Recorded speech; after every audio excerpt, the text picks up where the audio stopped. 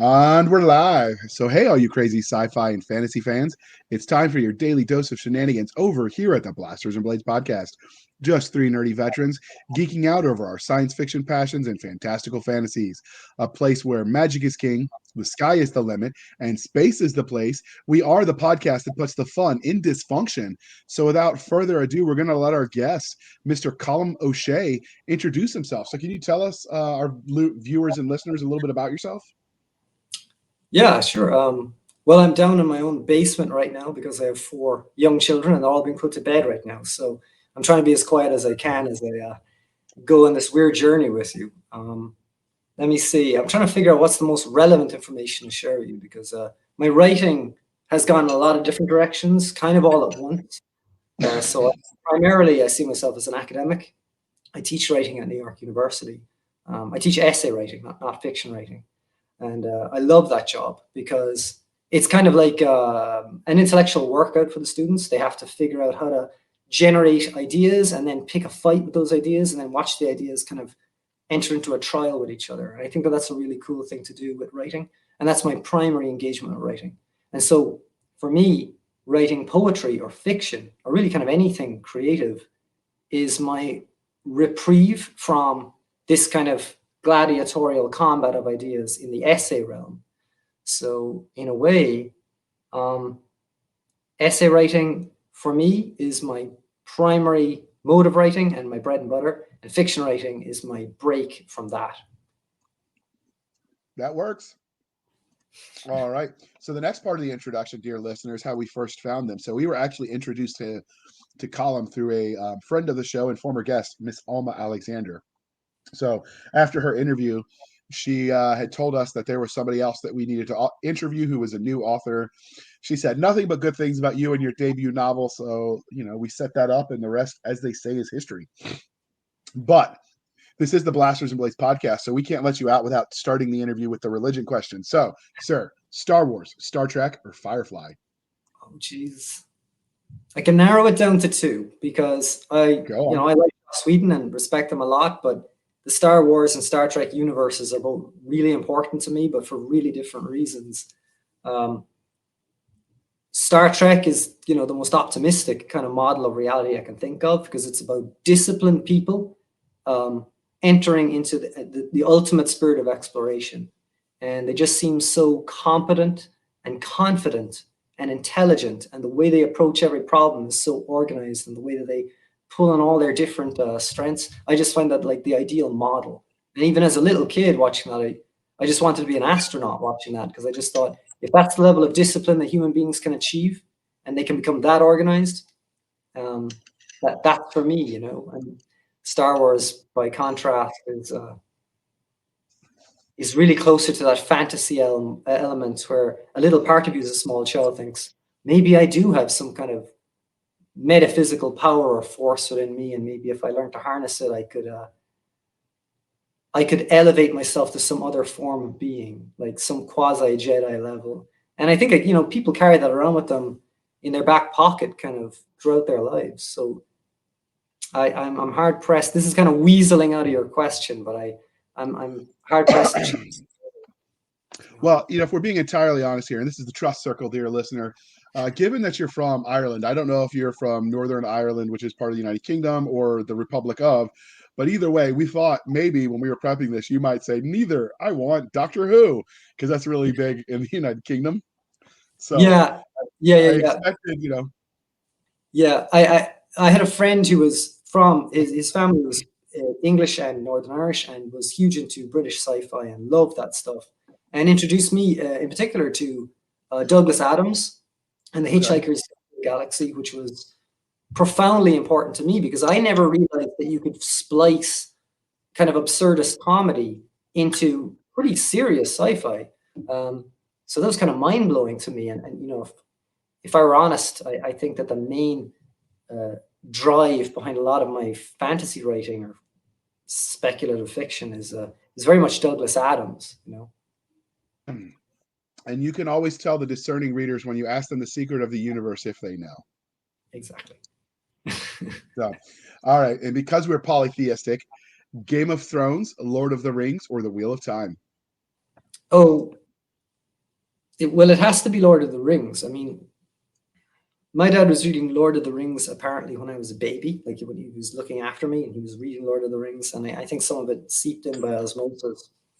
I've been reading a lot of Tolkien lately, not his fiction writing, but his essay writing about fiction and about fairy tales in particular. He wrote this one essay called, I think it's called On Fairy Tales, and he's writing it in 1939. So like World War II is about to break out, and he's thinking weirdly about the relationship between language and consciousness, and how fairy tales are like this weird um, neurolinguistic portal into the deep structures of consciousness. So that if you read fairy tales properly, because he has this sense that adults of his time they've just dismissed fairy tales. Fairy tales are just junk that you give to kids, and then you grow up and you throw them away.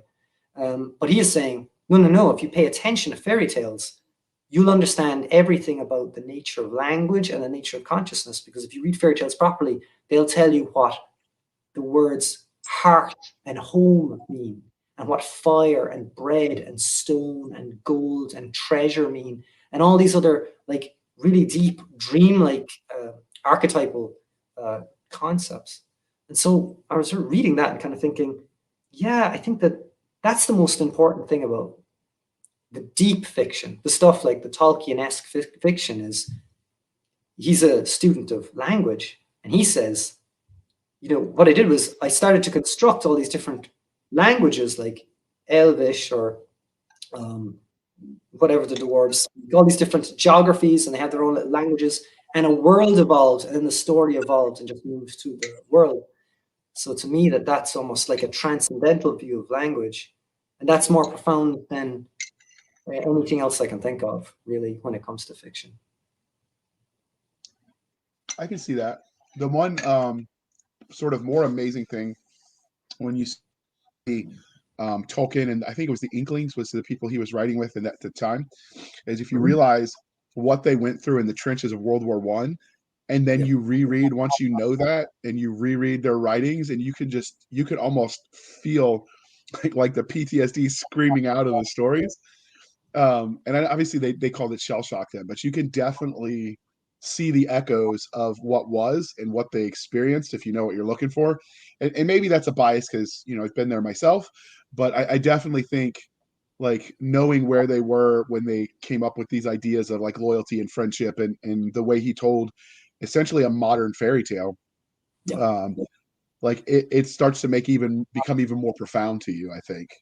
Yeah, and Roald Dahl was an RAF pilot at a really young age, I think like 16, 17, and got shot down and saw a lot of action. And his fairy tales, some are short stories for adults, some are obviously more absurd and for children, but it is always around this idea of a kind of almost like a metaphysical evil that he's seen. He's kind of been there and he's seen something really dark. And so even when he's writing for children, there is this sense that the darkness is quite real, and you could find it could end up in your world at any moment.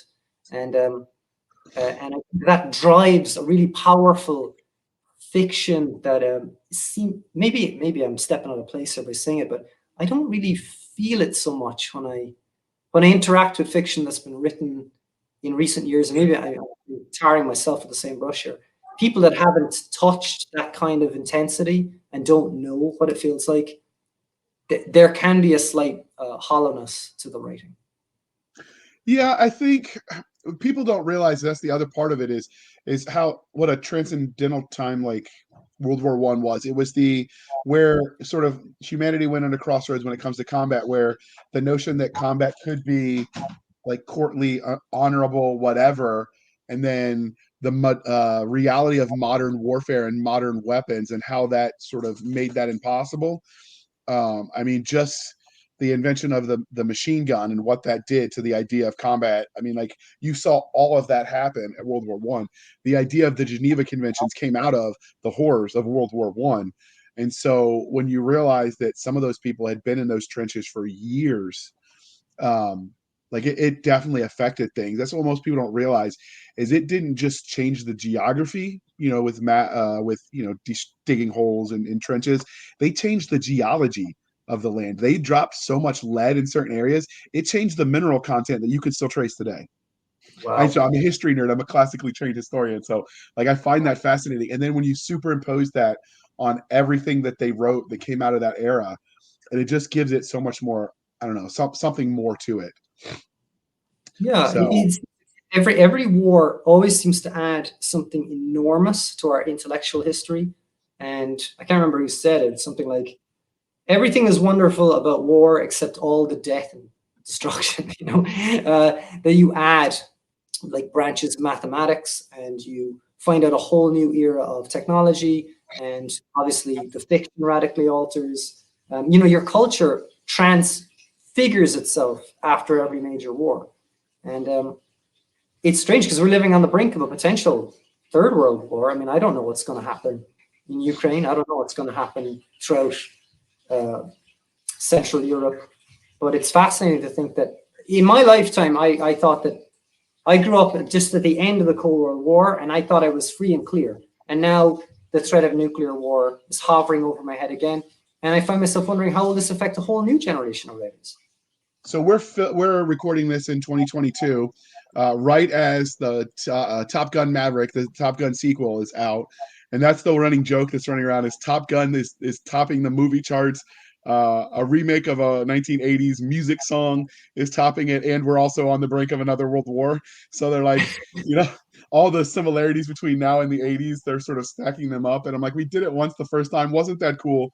Let's move on. We'll try something different, hopefully. Yeah, we don't want So, to. Yeah, yeah. especially the hairdos from the 80s. I mean, come on, people, what were you thinking? But so we like both the fantastical and the scientific here at the Blasters and Blades. So what was your first love? Do you think it was sci-fi or fantasy?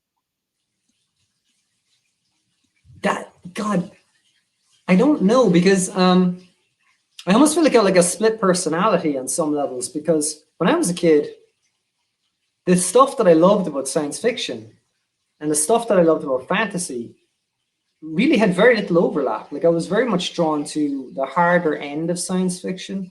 Like, and in fact, I wrote a short story recently for the Center for Quantum Computing in Singapore University. It's just a really short story about quantum computing and AI. And so there's this like hermetically sealed compartment just for hard sci-fi, which is just how would something work as a mind experiment. And then the fantasy thing is this totally different, fairly unrelated frequency, where you're kind of going, what if you didn't have to think about the reality, the physical laws that you live in? How much pleasure could you derive from constructing brand new evils and brand new thrills out of that other world? So I don't know. I find them very hard to talk about and pick a winner. But I guess God, it's such a rambling answer to such a straightforward question. It's okay. I mean, you gave the meaning behind it. You think it's they're so interwoven you can't separate them in your head. That works. In some respects, So yeah. what was your first memory of engaging in speculative fiction? Was it, your dad reading Lord of the Rings? Was it watching it on TV, playing games? Where do you think you discovered the genre? I definitely consumed more science fiction and fantasy. I grew up in rural Ireland, and a lot of my friends were just like most people, the random kids that lived anywhere near your house. And we spent an awful lot of time just running around in woods and fields and pretending to hunt each other, basically. And I was consuming way more books than they were, but they were consuming a lot of movies. And one of the things that I liked about our gameplay was we would just stick everything together, so that if people wanted to be wizards or space invaders or ghostbusters, it didn't matter. Everything would just, we would navigate and negotiate, and we would end up playing this mishmash of genres that don't fit together, and that purists would be totally offended if they saw us sticking together. And that really stuck with me, this idea that, oh, you can put anything together with anything else, and as long as it's got this energy and this kinetic drive, it works. I'm not a purist. I'm very Catholic in that respect. That's one thing. It's universal. I've talked to through this podcast people from all over the world. From as far. Well, actually, I don't know how you do it, but like we've interviewed people from Sri Lanka, from the frozen wastes of Canada, like we've talked, I guess that's not all over, but I mean, the gist is I've talked to people from all over the parts of the globe. And when you talk to them about being a child and running around like that same, like it might not be the woods, maybe it's the rainforest or whatever, but there's something universal about boyhood, about running around and trying to, play war, play whatever. Like that always is fascinating that for all our cultures might be different, there's some similarities. Honestly, I think that, whenever I'm writing, I can't do that anymore. For better or worse, I can't play make believe in that way because I'll just feel foolish. But I think on some level, fiction writing for me is trying to get back to that level of intensity where I'm hiding and I think something is about to get me. And that feeling of intense engagement, like I'm really, really alive. I'm not distracted. I'm 100% where I am doing what I'm doing. I try to create that experience for my characters. And yeah, I guess that my fiction is almost like a substitute for that kind of play now in adulthood. Yeah. Yeah. So what is it about the genre of speculative fiction, that umbrella genre, that you love? It's fundamentally mischievous. Like I feel like there's a lot of genres that are very kind of they're more attractive to more rule following types. Like if you're going to write a precinct drama or like a detective story or whatever, I don't mean to shit on the detective genre in particular. It's kind of arbitrary, but it is a bit more templatey. Like there's a sense that you have a contract with your reader and your reader kind of knows what they want and you're giving them a variation on this very specific experience that they want to have. And what I like about speculative fiction is it kind of says, I'm really not promising you anything. You're just going to have to take on faith that this is a ride worth taking and anything could happen to you. Like this could just go hard left without any warning into a totally different realm that you didn't expect. And I want that as a reader or a viewer. And I want to surprise myself when I'm writing. And speculative fiction, to me, is the genre beyond any other that I can think of that can do that because it's just so vague about what it's saying it's going to do, Okay. So how did your love of speculative fiction as a genre transition into you writing stories in this space? So how'd you go from reader to writer? Yeah, I went from reader to drawer first. I mean, as a kid, I spent most of my time drawing images of stuff that I was reading or fantasizing about. And I spent so much time drawing. I actually thought up until the age of 16 or 17 that I was going to be an animator. And then I transferred to a school that didn't have an art program. And the one animation studio in Ireland, Sullivan Bluth, shut down. So it just seemed like that wasn't on the cards. And I just pivoted into writing. And I'm glad I did because I love it. I think there's something that can happen in the written word or the spoken word that the reader's mind or the listener's mind can create their own images. So you have this like unique relationship with them where you're almost giving them a prompt and then their imagination fills in the empty space. Whereas when you animate something or film something, you're doing a lot more heavy lifting for them and they become a lot more passive. So I'm glad I don't have any serious regrets, but I still visualize very much what I'm doing, and speculative fiction again is very vivid and very visual, and a lot of my characters I've noticed now, I've written a bunch of short stories, and they're very I don't want to say cartoonish, but they're very weird and kind of garish, and they're almost like caricatures. So I can actually see the visual background. All my years of drawing is coming out in my writing. Yeah, I guess that's the stepping stone is reading and viewing, drawing, and now later in life, writing. I never made it past stick figures, so yeah, but I get it. Like you come at it sort of flanking the idea. But so many authors will let their own real life experiences influence the stories they tell. So do you feel like there were any formidable moments that have shaped you as a storyteller? Yeah. They're getting beaten up by gangs and stuff. Like I didn't grow up in a particularly dangerous or violent place, but it was peripheral to some violent and dangerous places. And, I've been assaulted a few times, mainly as a teenager. I think it's par for the course. And it's like nothing draws your attention to the fact that you're an animal with a nervous system than violence. So I think that violence kind of is a big driver behind a lot of my work. I think about it a lot. I did a lot of martial arts as a result of that. And I think a lot about the reality of just being a physical being that's frail and that lots of things can go wrong for. And I think it makes every scene more intense and more urgent. And the other major thing that's happened to me is, I guess, experimentation with psychedelia. That idea that you can radically alter your consciousness and you can find yourself in a totally different reality, really. Like, you can touch that archetypal place where Tolkien says the fairy tales come from, and it's real. It's a real place, and you can go there and you can see ancient forces and beings you don't fully understand. And between those two things, like the hyper reality of violence and the surreality of the psychedelic experience, those two extreme poles, I would say they're the things that I navigate through when I'm writing. That makes sense. I mean, some of the most iconic, we'll take John Wayne, for instance, Marion, whatever his last name was, I don't remember. Like one of the reasons he got into becoming the person we later knew who he was because he was bullied as a kid and he didn't want that anymore. So I can see how, I mean, obviously we don't encourage bullying and, you don't want it to happen, but when it does happen, you could definitely see how that could shape you into becoming something more than, or if you couldn't do it physically yourself, writing about other people who you could wish you could be, I guess. So Or that sympathize. resonates. Yeah, that works.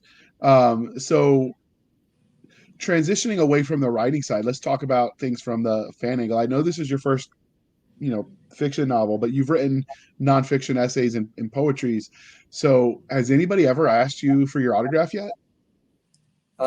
No, I have students, so I've been interviewed by my students before, and I think at least one of them was doing it purely because he had to learn how to interview people, and it was like a class project. But it was flattering nonetheless to have your mind probed a little by curious minds wanting to know what is it like to commit this much to writing. To spend as much time as you do thinking about how to convey concepts, images, emotions on the page. And being interviewed is a real pleasure because you get to think out loud and figure out what it is you value, why you do what you do, how you do what you do. And I'm grateful to those students for asking me to talk about it. And actually, I'm grateful to you to be talking about it right now. Yeah, that's the one thing that surprises me. So I've done we started this podcast in 2017. And we were the sci-fi shenanigans, and then we rebranded to do Blasters and Blades. And so I've done hundreds of interviews. Like this is episode 159 since we rebranded, and we were at 180 as sci-fi. So I've done lots of hours of interviews, and I've been interviewed a few times myself, and it's a lot different to be on the other side of the microphone, as it were. It's a lot more stressful. And I listened because I edited, my own interview. We had a guest interview come and interview me on one of my projects. I'm like, man, I sound like a moron. So every time I get somebody that comes on and like they're smooth sounding, and I'm like, okay, that's impressive because you've been on the other side of the microphone. And that's the other thing I noticed is some of these questions like, oh, what work of fiction was transformative for you? What was your first memory? Like those questions every time we interview someone, I think, what was mine? And I remember a different one every time. And I couldn't tell you which one was the real one, but ask me any day and I'll give you a different answer because there's, that moment of time where so much is affecting you as a kid where you're being changed. So like I get it. It's stressful Oh, it's for crazy. what you're doing. I often feel like there's some sort of crappy press secretary, presidential press secretary just giving answers. And like, we have no idea if what the thing is saying is true or even remotely accurate. It's just like the first idea that came into this entity's head and said it out. So I'm sure if we played this again in another parallel universe, I'd probably be giving radically different answers to you too.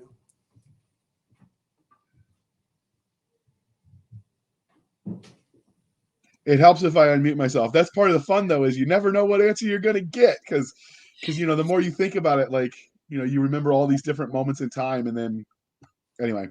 So this is the part, Colm, where we talk about everything you have written. I know this is your first fiction novel, but you've written other stuff. So can you tell us about your body of work for people that might be interested? Yeah. Um, Well, I started writing for fun when I was 7. I noticed that like as soon as I had any free time at school, I hated school. I really, I never had the homework done. I just couldn't concentrate on the place. But I noticed that I was always drawing and I was always writing.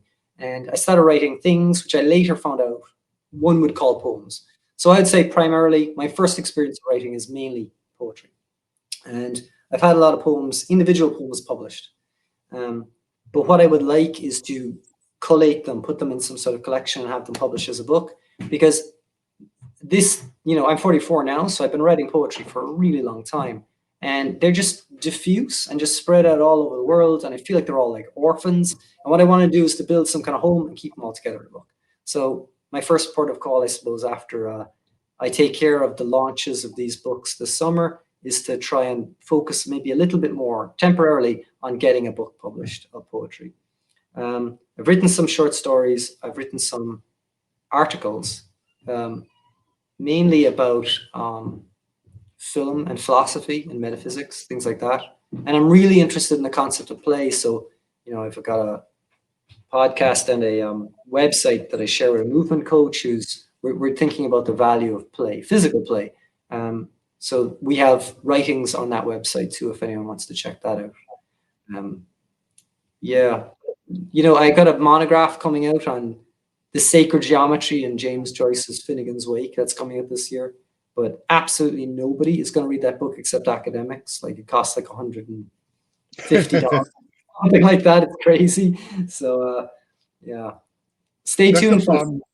That's the problem, that since I'm not in college anymore, some of those interesting books that I would love to read, you can't get because you don't have access to those academic libraries anymore and JSTORs and all the cool things. But yeah, I think everybody that grows up, did you read Shel Silverstein as a kid? Yeah. My daughter, my 10-year-old daughter, is reading him a lot at the moment. She started memorizing his poems because she And noticed so that. and so did I. So I had decided that I was going to try it too. And then my first proper attempt at actual writing, because like I tried to write a novel in middle school, and it was like 5 pages of setup where you're describing this world, and it was epic. And then I got bored with it, and I tried to end a novel in one paragraph. So I mean, it was horrific. I hope my mom burned it. That's And then when I was a kid, I would start writing a novel and I would get caught up on the cover and just obsess over the cover, and I would never even start writing the book. and then when I got to middle high school, I was in the honors program, and I'm doing, you're reading like the epic poems, Beowulf, Gilgamesh, all the things, and I'm like, I could write that. So I tried to write an epic poem, and Jesus. I hope she didn't keep that, but it was, I can't imagine it was very good. Like I have vague memories of it. So like, there's value in learning poetry. If nothing else, it teaches you like how to pick the right word, and sometimes like there's value in the way a sentence reads as opposed to just the content of the sentence, but how you say it. Yeah. Like that's there's value in that, even in this sort of bullet point digital age where we've sort of gone backwards with text messaging, where it's almost like the telegraph again on the way people write, like shorter sentences, the less flowy. So I find it fascinating, by the way, that if someone were to tell me, let's say I was growing up, let's say I was 7 years of age again, and someone said, in the future, people will be extraordinarily time strapped and their attention will collapse, and they'll communicate a lot in really short messages. What do you think will be the leading art form of the day? And I would have just guessed poetry, and it's definitely not the case. Like I don't understand why that art form has died a death. Like it couldn't be less relevant to most people's lives. Now I know there are people out there. I personally know a lot of great poets, and I know that there are people out there that love poetry. But no one can deny that it's a deeply, deeply maligned and forgotten art form. And I find that inexplicable because a well-written poem compresses so much wisdom into such a short space. I can't understand why poetry is so unimportant. I don't know, somewhere along the lines, I think public schooling, and I'm speaking specifically as an American who went through American public school. It's almost like the teachers reveled in making you read the most miserable stuff, and you made a generation after generation of kids hate reading, and so there's value in some of the classics, and I love them. I've read them. I've got some of them in hardcover. But I also think there's value in teaching kids the joy and passion of reading, and so making it relevant to them first before you start forcing all the, more esoteric stuff down their throat. Sure. Yeah. And I think, I mean, look at probably the poems they read in school, and it was just like, well, I can't understand where you come from. My mom's an English teacher, and she introduced me to the war poets, like the First World War poets, like Yeah. Owens and the like. And it blew me away. Like I didn't understand how profound and impactful and emotional and clever, actually, and devastating and ironic poetry can be until I read those war poets. But I think it was like the last generation of great war poets, and then from that point on, maybe it was just simply a function of the fact that we had more recording devices, and when we think about the Second World War, we think about like footage, newsreel, Right. things like that. Like we don't kind of feel the need for the poetry, but those trench poets, so some of the most profound modern poetry, but we don't think that that's modern poetry. We just kind of isolate into, well, it's war poetry, but it's not. It's modern. I think some of it is you almost need space to be bored to develop your imagination. And so many people these days are glued to electronics, and they started with like, Nintendo, Xbox, Atari, whatever. And then now you get smartphones and they carry it around in their pocket. And it's done a lot of good things, that technology has. But nobody just sits around in their own head and wonders what if. Like, I mean, can you imagine, like when we were kids, how many times did you lay on your back, stare at the sky and see the clouds and like tell yourself a story, right? Well, normal people did. I didn't. When you're colorblind, you don't see regular clouds unless it's a storm cloud. But like that concept of that imagination, and like there's nothing going on. You can either sit there and whine and be bored, or you can entertain yourself. And I think in that act of entertaining yourself, you sort of build those creative muscles. And I think the generations that wrote poetry had that in spades.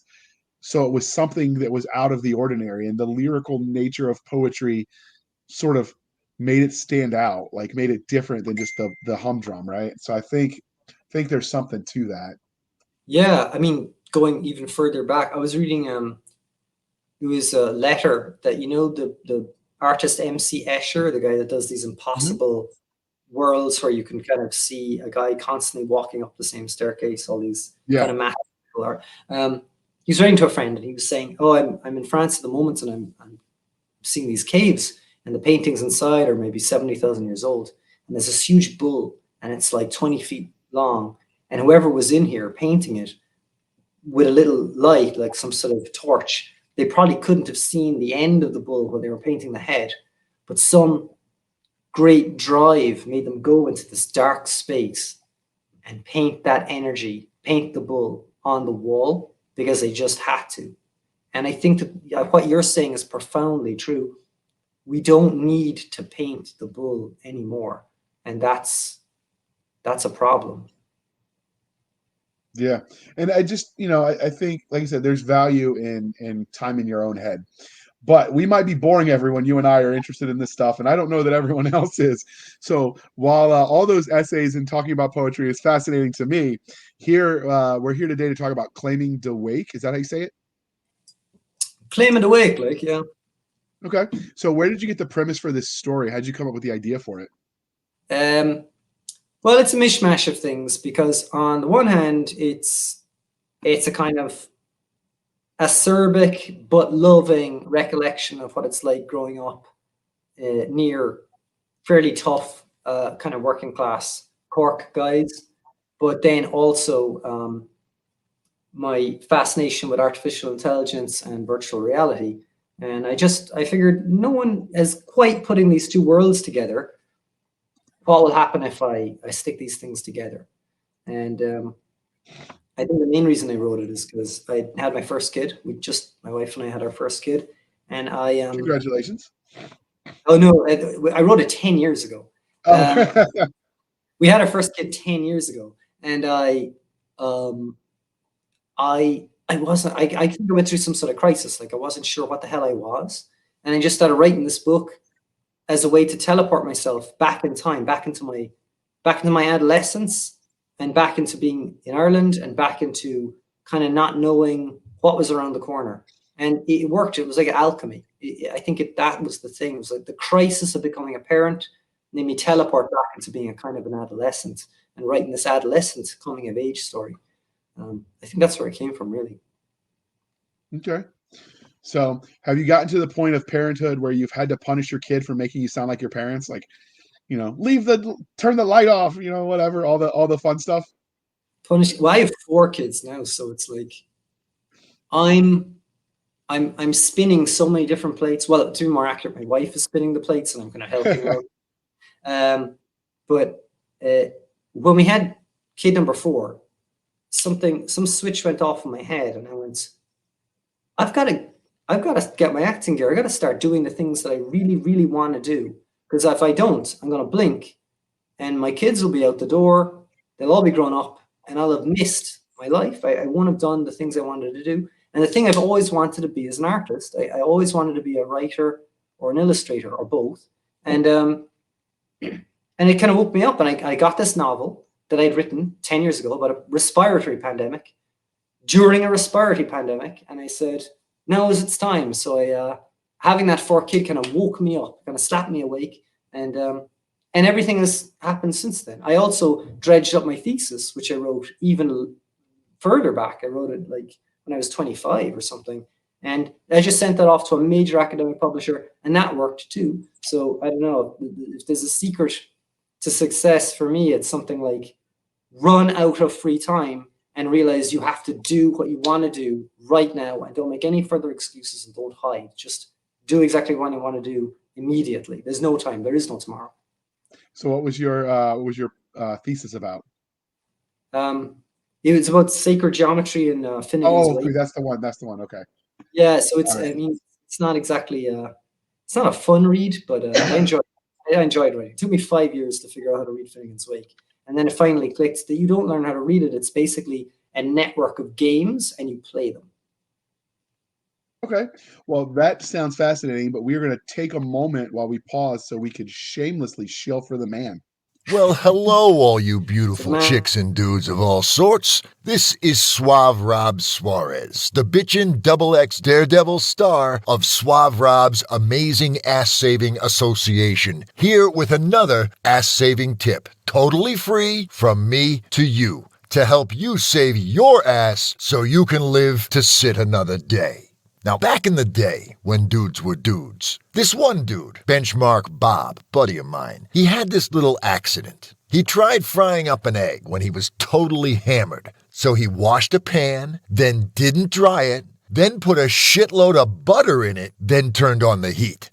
Well, when you do that, chicks and dudes, the water makes the oil go splatzo all over your own personal face. And good old Benchmark got his bench marked, if you know what I mean. Like, when he took his apron away from his face, it looked less like a face and more like someone had stepped on a pepperoni pizza. I don't like to think about it. But that goes to show you, you know? Always dry your pans before you put oil in them, man. Especially if you're frying an egg.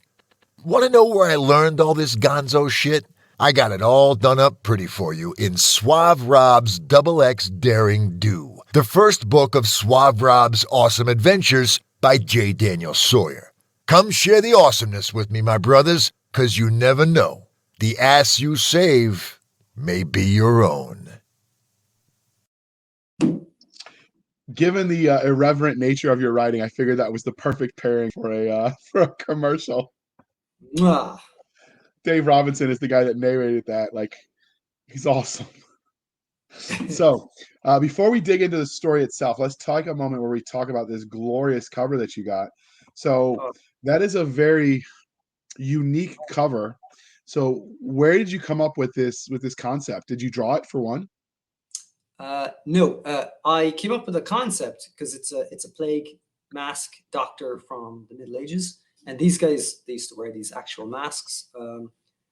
But I contacted a guy, Irish-based artist called James Gwynevin, and he does these really raw, kind of really compelling, nightmarish pen and ink drawings. And I said, I just really dig your work, and would you be willing to work with me on, well, first the cover, but now we're thinking about doing a graphic novel together. We'll see if it pans out. But I'd love to do more work with James, because this guy he's just a man, you know. As you can see, that this is the stuff, a nightmare.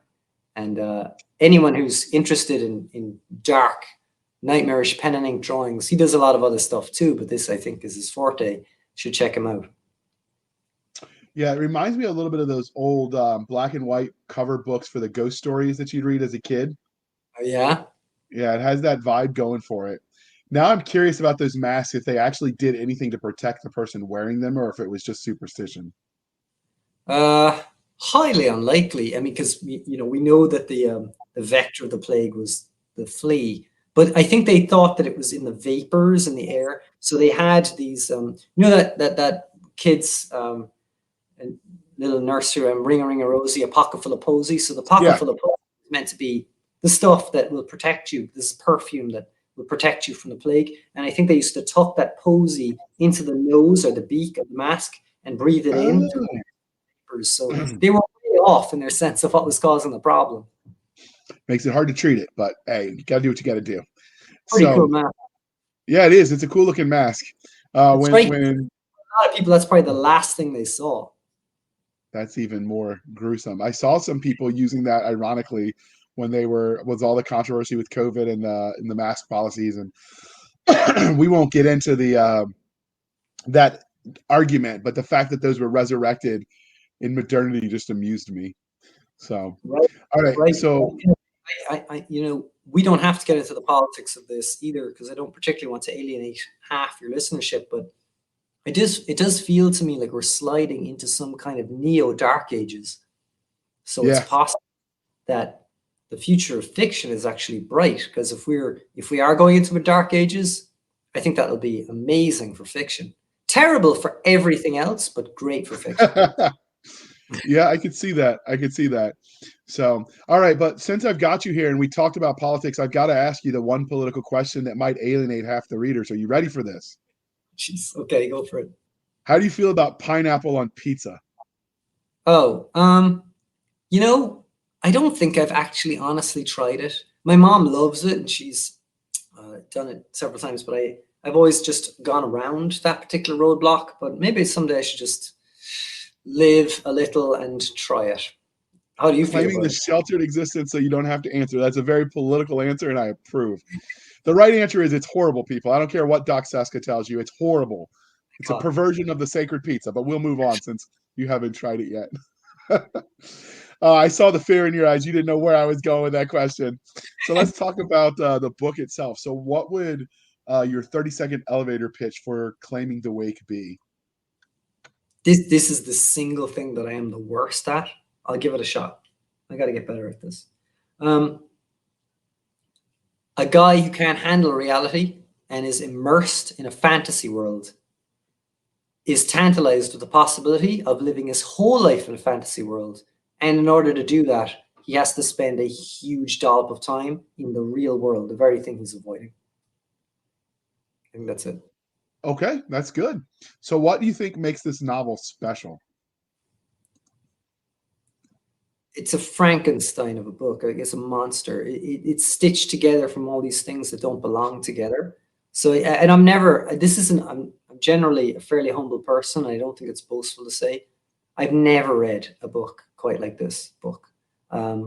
It's written out of a very, very specific Irish vernacular or slang that I think is very rich and I enjoy. But it moves between radically different worlds. So it keeps changing. It's almost like a psychedelic trip or a weird dream where you're always moving through different phases and they're all very distinct. So you can't get a handle really you can't get comfortable in the world because it keeps pulling the rug out from under you. So that's the kind of experience I want to have when I'm reading or watching anything. So I created that for myself, and I still can't believe that I wrote this book on some level. When I'm reading, I'm like, where did this come from? You know? Yeah. You did a good job when you go back and read it later. I'm like, wow, this isn't crap. No, yeah, So, exactly. so which tropes do you feel like claiming? It's not Go ahead. crap. Yeah, it's not crap. So which tropes do you feel like Claiming the Wake hits the best? Tropes. I think it's particularly good at undermining tropes. So it sets up a scenario. You think I know how this is going to play out, and then it just it keeps undermining everything. In fact, I would go so far as to say I came across this concept a few years ago. I hadn't heard the term when I was writing the book, but I think it nails what the book is, which is this concept of slipstream. And a Okay. slipstream drama. Some of your viewers will be very familiar with the concept of slipstream, but for the benefit of those who have never heard the term before, it's like something that it seems like science fiction or fantasy, but then it just veers off into the weird, so that it's not even really a genre. It's more like an effect, like horror or comedy is. Like it just alienates the world. It makes the world weirder, and its main goal is to make the world weirder, including anything that would be familiar, like any genre trappings, any tropes. It'll always twist or warp them in some way so that you cannot get comfortable. And so I think that's what the book does best, is that it just it undermines its own tropes. Okay. That sounds interesting. Is this out? And this is me. Is this out in audiobook right now, or is it just in ebook and paperback? Right. I'm recording the audiobook myself right now with this really cool voiceover actor called Joshua Saxon. The book moves back and forth between the VR world, which is weirdly told in the second person and is written almost like poetry, and then the real world, which is the protagonist's first person experience of a very unrelentingly tough physical reality. So I'm doing the protagonist voiceover, and Joshua is doing the VR world voiceover, and we're going to merge them into the audiobook. So I'm still working on my part, and it's slow going because I've never read a whole book out loud before in my life. It's a really interesting experience, and recording the audiobook is a weird experience. Like you become aware of all the stuff you're doing with your mouth, like all this mouth sound and smacking your lips, and you become like an animal when you have a microphone up close to you and you can hear all these disgusting sounds you're making, and you have to edit it all out. It's incredibly labor intensive. My respect. What's that? Anybody that lives, I said, or anybody that lives in an allergen heavy area like I do in the South, where pollen is like destroying me right now. And I listen to some of my podcasts and I'm like, oh, it sounds like I'm dying. But it's just one of those things. Yeah. So what subgenre or genres? It sounds like it'd be all over the place, but what subgenres or genres do you think Claiming Deloy fits into? It's I think it's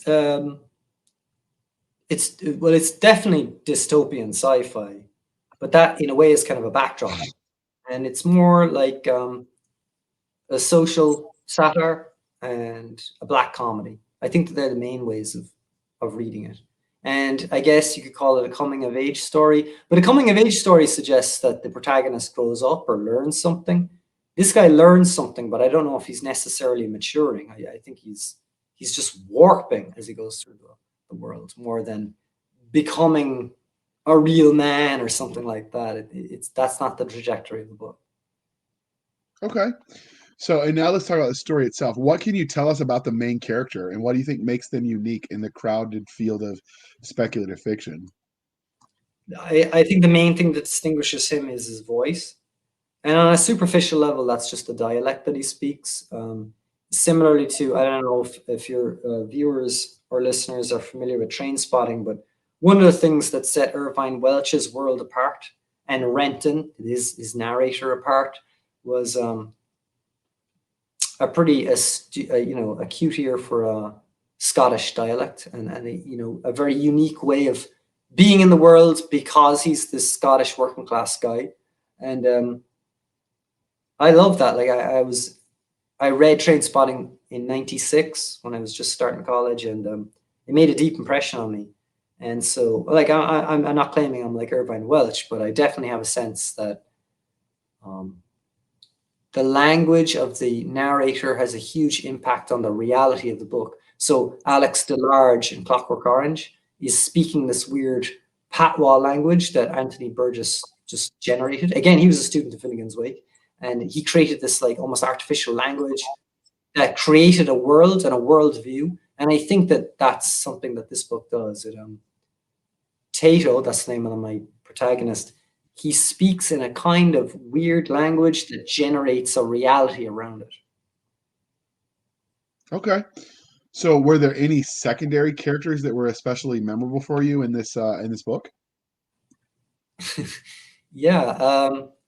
Well, I guess harkening back to my kind of cartoonist days, he's got a VR butler that's like a cartoon rabbit, and he's constantly nagging him about things he needs to do to look after his actual physical body. It's like constantly reminding him to get enough vitamin D by going outside and eating his vegetables and remembering to do some exercise. And he really hates this rabbit, but he can't get rid of it. So I don't know why, but I have a soft spot for that rabbit because I kind of feel like that's me to my kids now.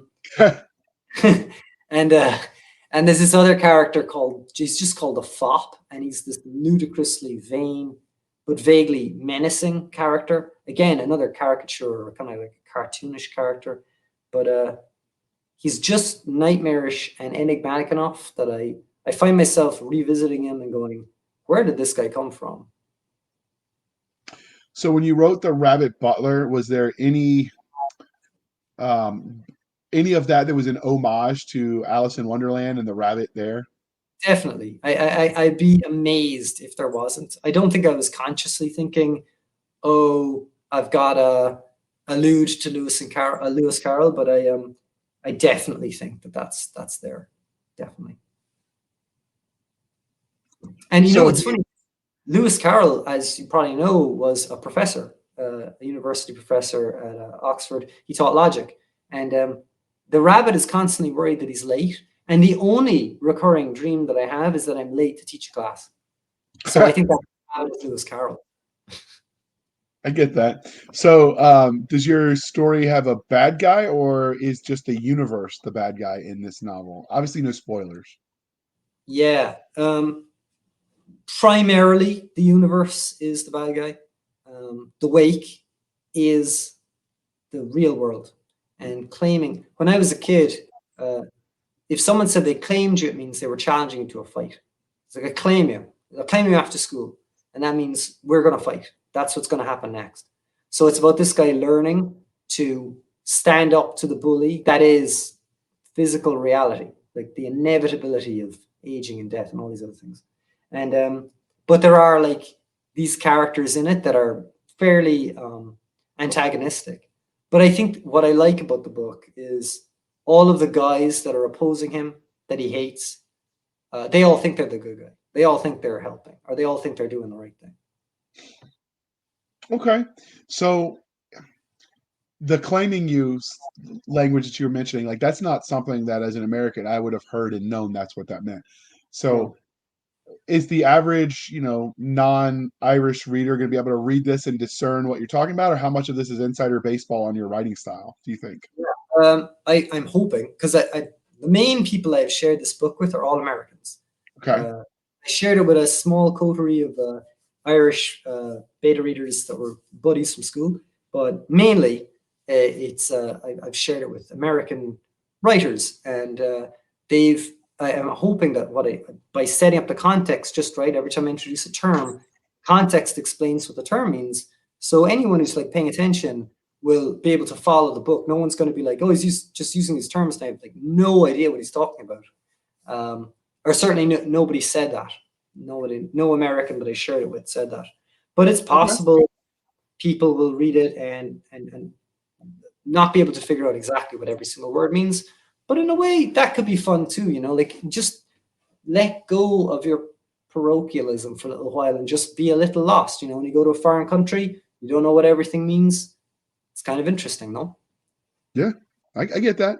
That was the biggest culture shock, even when I was talking to people in English when I was deployed overseas, because we worked with Australians, with people from the UK, with New Zealanders, people that were speaking English when it was their second language from South America, and then some of the I don't want to call them mercenaries because they were more contractors, but essentially they're mercenaries from South Africa.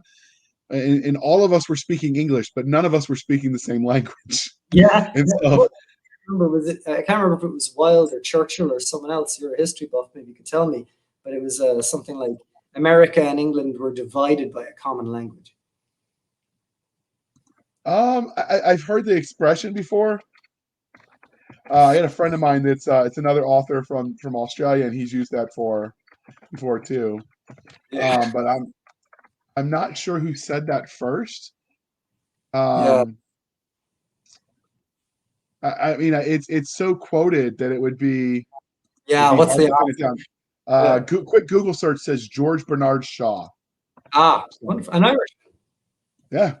So speaking of characters, as authors, we put our characters through horrific situations and do horrible things to them and their families. So if yours met you in a dark alley, how do you see that playing out for you after the hell you've put him through? Oh my God, he'd be so pissed off. He'd be so pissed. I am such a vicious God, I've done such horrible. It's unrelenting. Like everything goes wrong for him constantly.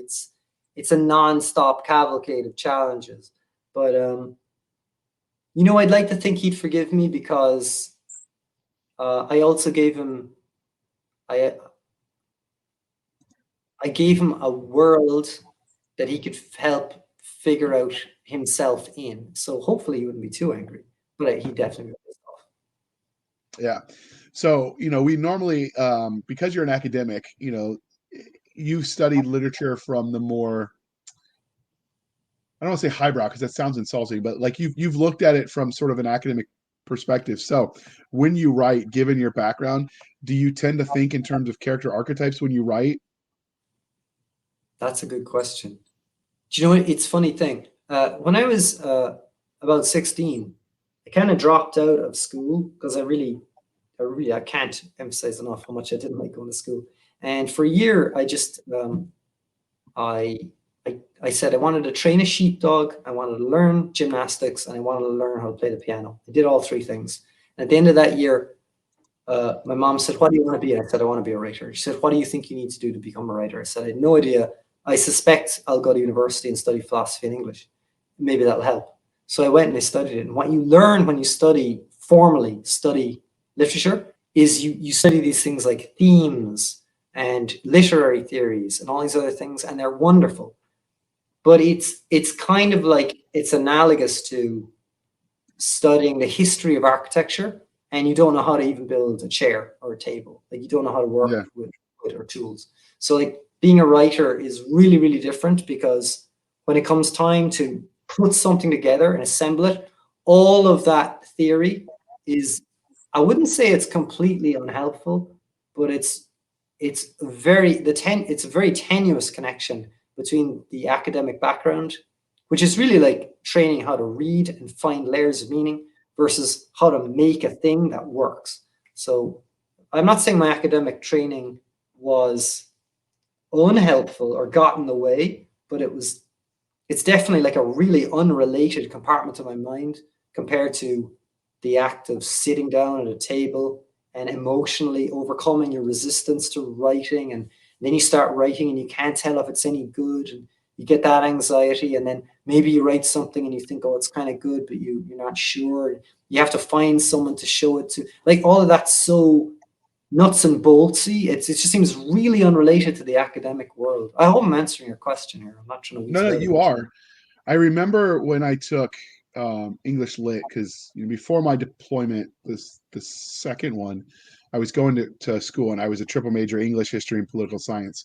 Mm. And I remember vaguely or vividly my professor, my advisor on the history side, telling me that wasn't commendable. It was just a failure to commit. So, but one of the things we did in the English class is we accepted one of the things they taught us was, like the famous Robert Frost about the road less traveled, and Yeah. they're like giving it all this existential meaning, and it was about and they interviewed him about that while he was still alive. He's like, no, I literally was just going for a walk in the woods, and he decided to take the path where nobody had walked through, so the snow was fresh and pretty.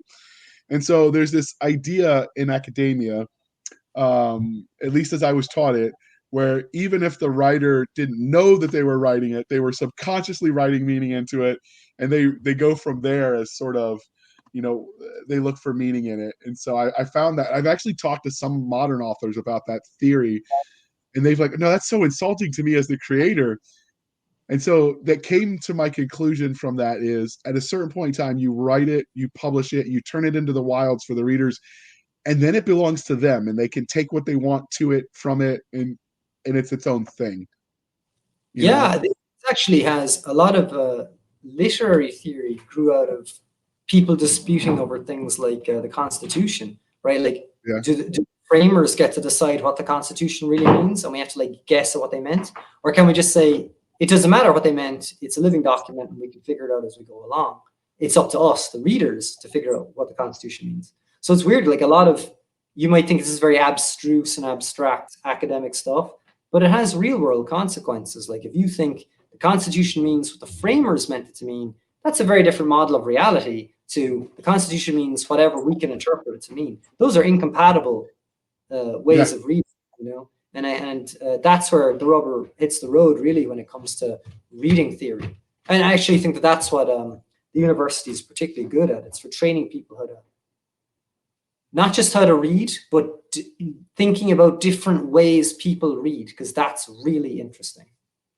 So I had a professor in college tell me that. He's like, when we were talking about that exact argument, he mentioned the founders, the strict interpretationalist versus the living document crowd. And there's a name for the people that inherit it or read it strictly as it was written.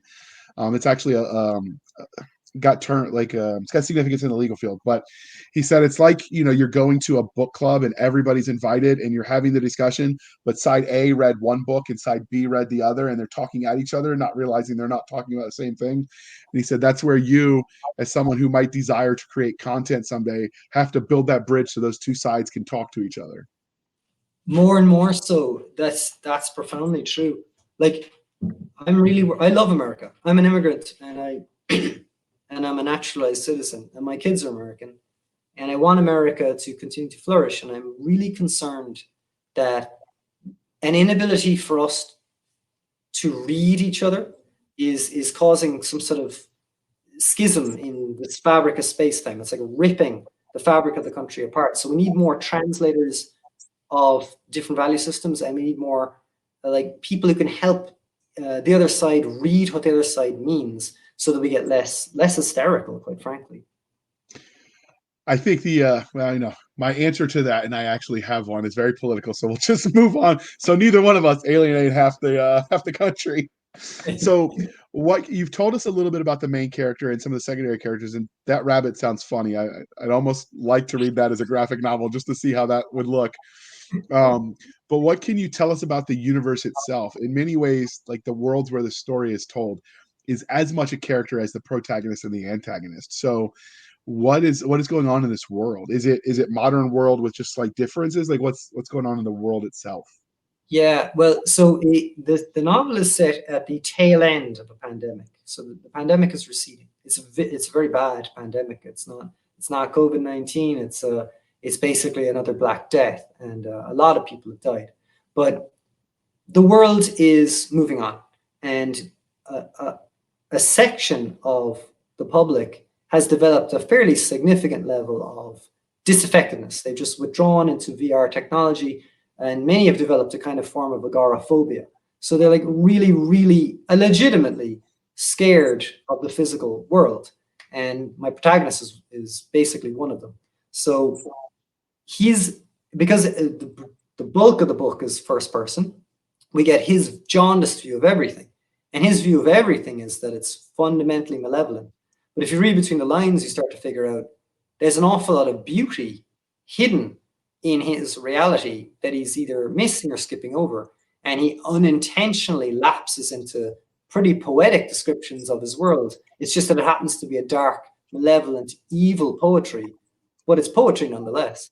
And I guess that's my favorite part about the book, is that he's surrounded by fascinating reality, and he's just reading it through this scrim of fear. But there's a lot more going on than just fearful stuff. It's just that that's what he sees. So he's an unreliable narrator at the first person level. Yeah, that's a good way of putting it, because he's sort of unreliable, and he's also telling you exactly what's happening. So he's not making anything up, but he's just missing a bunch of stuff that as traumatized people tend to do, is that they will read for threat first and foremost, and that's what he does. So we talked a little bit about this in the pre-show, and you mentioned that your brother is actually a psychiatrist. He works with people with trauma. How much of, just having him in the family and talking to him about things do you think affected like the way you portrayed your main character? That's a good question. I should say specifically, he's a cognitive behavioral therapist, and although he has trained in psychodynamic stuff too, so he can do the classic "tell me about your mother" questions. But Very Freudian of him. he primarily works with I think military veterans and refugees and people that have suffered PTSD. So my conversations with my brother have absolutely informed my view of how damaged individuals can kind of remodel their reality to confirm their worst fears about that reality. And I think that a big part about that book is, I'm not going to say that he never gets any proper treatment. So he's just kind of self-medicating with the virtual reality. That's why he's chasing this dream so hard, this possibility that he could live in an artificial world forever and forget about his body. And that the book kind of rejects that as a valid premise. I don't think I'm giving too much away to say that. Okay. So is Claiming to Wake a part of a series, or is it a standalone story? I think it's a standalone story, but the ending is such that it is possible that a sequel could be written. So I'm not saying, never say never, but my sense is that I would like to take elements of this world and repurpose them for another novel, but I don't necessarily know if I'll return to this particular protagonist. So even if so someone who's reading this doesn't have to worry about they're going to be left hanging of, because some of the authors that start series and they're really good, they don't close any loops because there's going to be a book 2 that never happens. So they'll get a satisfactory ending at this novel, whether there's follow-on novels or not. That's well, the ending is such that people, oh my God, it sounds like I'm speaking in riddles, but people that like this kind of ending will love it, and people that don't like ambiguous endings will really not. Okay. I mean, I think you answered the question. So we know that every literary universe has their own internally consistent rules of science, technology, and or magic. So what sort of tech can we expect in this novel? Because it's kind of a slipstream novel, and I really like this premise, which is you set up a science fiction-y conceit. VR is really important in this world, but then you mess with the conceit because he spends the bulk of the novel just trying to get to a better form of VR. And so the main VR science fiction-y conceit is absent for the bulk of the book because he's trying to chase the better version. I guess in a nutshell, there's a few little ideas that I came up for, little peripheral ideas, but the main thing is what a potential VR world could be like the next 3 or 4 generations of VR down the road. And that's it. That's the main thing. Okay. So if you could go into the VR reality that the main character inhabits, would you? Here's the thing. I have something of an addictive personality. So I almost certainly would, and then I would regret it because I would get addicted instantly. Like, okay, the world that he is inhabiting is just, it seems so fantastic to me. I don't know how I would have real difficulty pulling back out of it. Actually, I remember reading, speaking of epic poetry, the Lotus Eaters, where Odysseus ends up on this island and all of his crew start eating the lotus, and it's the perfect drug and they love it. And he actually has to whip them back onto the ship to get them back on their mission. I think I need someone there to like whip me back out of the VR world. Okay, that's fair. That's fair. So of all the tech that you invented for this world, the slipstream, the VR, as immersive as it is, which would you want for your daily life? I'm already addicted to my phone. Like the idea that there's a little thing waiting around the corner terrifies me, and also my kids. I mean, my God, what world are they entering into? So I kind of it's simultaneously a fantasy and a nightmare. Okay, that's a fair answer. So, does your universe have aliens or fantastical creatures in it? Well, the VR world does, and it's full of them. But the what I like about the book is that when it comes out into the quote unquote real world, the people in there have animalistic and alien like qualities that surpass the stuff that's in the VR world. Okay, Not in a so literal sense, but in like a figurative sense.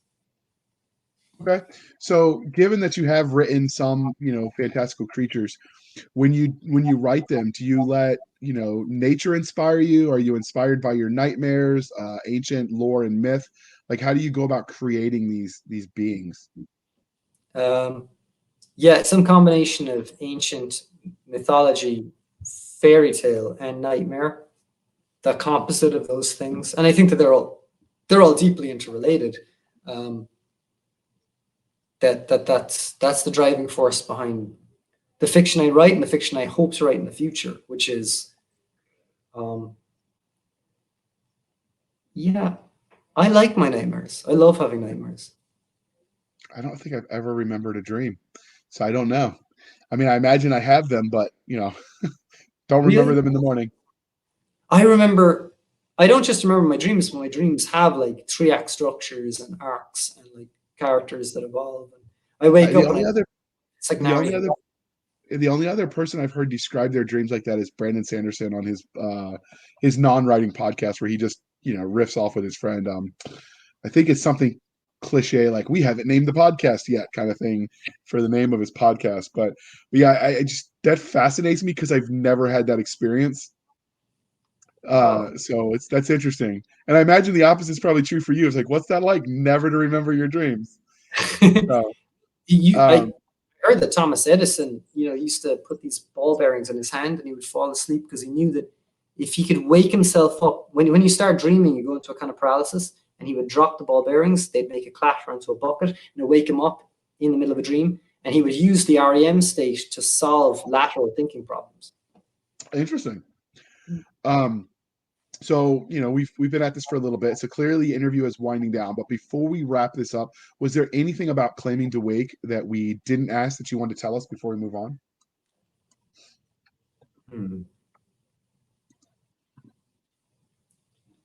I don't know if this is important to the readers who are listening to the podcast, but it's a deeply personal book for me because I really think it's stitched together from every little element of my subconscious. And I've never made anything quite like this before. And I don't see many things out there that are like this. So I don't know if that's a compelling reason to read the book, but I think it's a good enough reason to at least check it out. That's all I would say. It's a very Okay. So for those interested in checking it out, what would you say? Because we have some people that listen that actually listen with their kids. Their kids are voracious and precocious readers, but they're also still kids. So what would you say the age range for this novel would be for your target audience? It's definitely, and I regret this looking back on it. There's a lot of profanity because I just think that's right for this character. But I know that profanity is more striking in America. Like I think that generally speaking, I think people swear a lot less here. That's my sense. Really? Yeah, Okay. maybe, I don't know. In working class and rural Ireland, I think that swearing is a very kind of common way of interacting. And maybe it's the case in a lot of working class communities in America too. But there's just the sense that once it's on the page, it should be dialed down. And I let a lot of profanity into the book. So if you have young kids, I would say, unfortunately, it's probably not for them unless you don't care about them being exposed to that. Maybe someday I'll release a cleaned up edited version, but something tells me that would neuter it in some way. I don't know. Yeah, that's fair. That's fair. So I don't know, because I grew up in the military, like as a military brat. Then I did the army thing myself, so I never quite know how much of my experience is the quote common American experience and how much of that is I lived in a bubble because I Yeah. lived around, the military, and we cuss a lot more. Like I remember coming home from the army and my mom constantly giving me the look because I was dropping the F-bombs because you just didn't even think about it. Yeah. Having to learn to speak again, if it were, as it were. So you never know. But okay, so this is the part of the interview, dear listener, where I remind you to please be kind and speak your mind on the reviewing platforms. Your reviews help the right readers find the right books, so do your part and help move this along. So, Colm, can you tell listeners how they can find you? Yeah, I mean, predominantly be through my website, colmoshay.com. There's a way of emailing me there. And I have, I think it's linked in the show notes, but I have a Facebook page and a Twitter account. And that's pretty much it, I think. I'm a bit of a, by 21st century standards, I'm something of a recluse, I guess. I don't have too many channels through which you can meet me. I'm right there with you. Like, I grew up where everyone was paranoid about the government spying on them, and now we are like, "Hey, spy on me harder, please!" As add the Alexa and the Google and all the listening to like, no, Specifically enough to me, you need to read my emails. right. So you can find us, dear listener, on Twitter at twitter.com/SF_fantasy_show, twitter.com/SF_fantasy_show. You can email the show at blastersandbladespodcast@gmail.com. Again, blastersandbladespodcast@gmail.com. You can find us on Facebook where all the shenanigans happen at facebook.com/groups/Blasters and Blades Podcast. Again, /groups/Blasters and Blades Podcast. You can find us on our website at anchor.fm/blasters and tack blades. Again, anchor.fm/blasters-and-blades, where you can also support the show for as little as 99 cents a month. You can help keep the light on, or you can support the show over at buymeacoffee.com/author J.R. Handley. Again, that's buymeacoffee.com/author J.R. Handley. Be sure to put in the comment sections for the podcast, and I promise I will keep my co-hosts Doc Cisca and Nick Garber duly intoxicated. They will drink until their liver surrenders. But without further ado, we thank you for spending some of your precious time with us. For Nick Garber and Doc Cisca, I am J.R. Handley, and this was the Blasters and Blades Podcast. We'll be back next week at the same time, where we'll indulge our love of nerd culture, cheesy jokes, and all things that go boom. So thank you for coming by, Colm. We'll definitely have to have you back. This was a lot of fun. Thanks. It's been a pleasure.